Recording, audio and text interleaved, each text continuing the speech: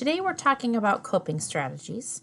Before some of you roll your eyes, this is just continuing to talk about the stress and the stress level that you may be feeling while you're working at home or as we head back to school, and the amount of homework or the family life and the situation that we're in with COVID right now.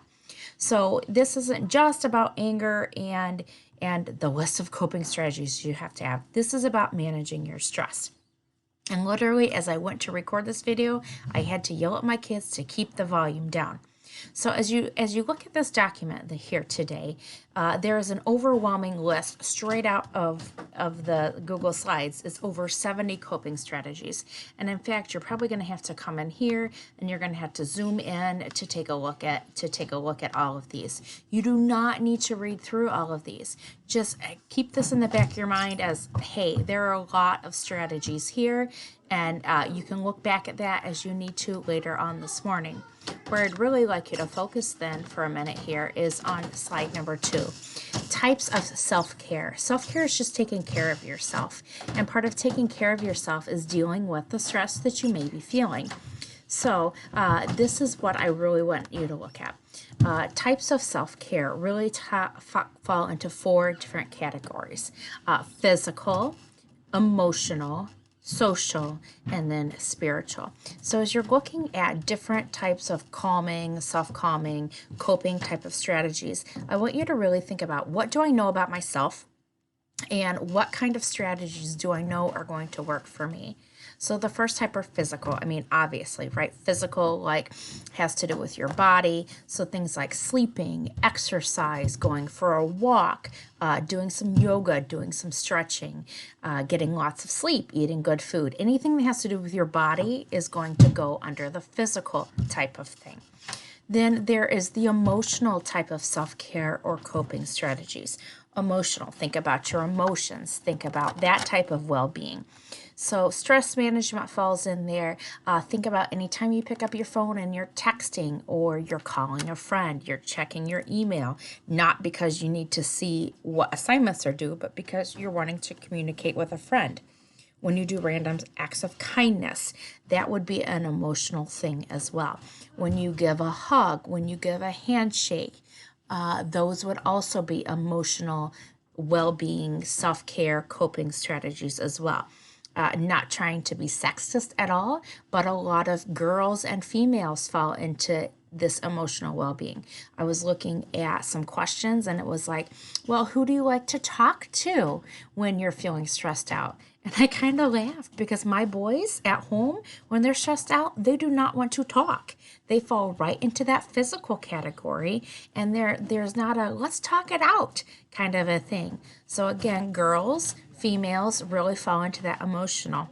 And then that also goes right into that social. The emotional and the social to me are really tied together.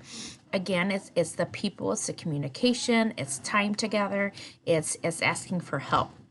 And then here's one that's not talked about a lot, but is also very important depending on who you are and how you're built and how you're wired. It would be your spiritual self-care, spiritual coping strategies as well. So that can look very different. It might be like going to church. It might be going to youth group. It might be going and talking to your mentor, somebody that you like to talk things out with and who you feel like has your back and supports you. It's also just like quiet time. It can be time alone. It might be time with God. It might just be quiet, reflective time, not listening to music. That would go probably with the emotional, but spiritual would just like be quiet time alone.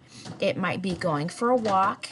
Again, like that kind of goes with the physical, but also maybe it's the nature walk because you like to be outside versus on a treadmill.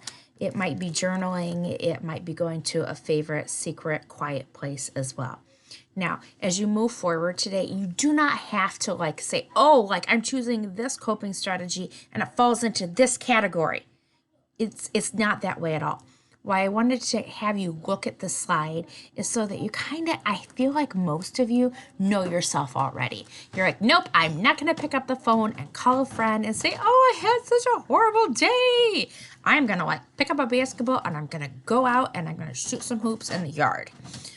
Or, nope, I had a bad day. I'm going for a walk outside. Knowing those things about yourself are going to help you in the next portion of your assignment today, which is this. Okay, you're going to kind of take a look at all those different coping strategies. It was those 72 coping strategies from that first slide, and I want you to kind of build a menu of, hey, these are the things I know help me when I'm feeling stressed out to the max. And then if you start running out of ideas, and you're like, hey, I only have half of these spots filled, Mrs. Spitzley, then you could do a couple different things. You could either leave them blank, or you might say, these are some things that I'd like to try. Also then, take note of this. If you're like, hey, I have this strategy and it works perfect and I just can't find the picture for it, then you may grab a text box.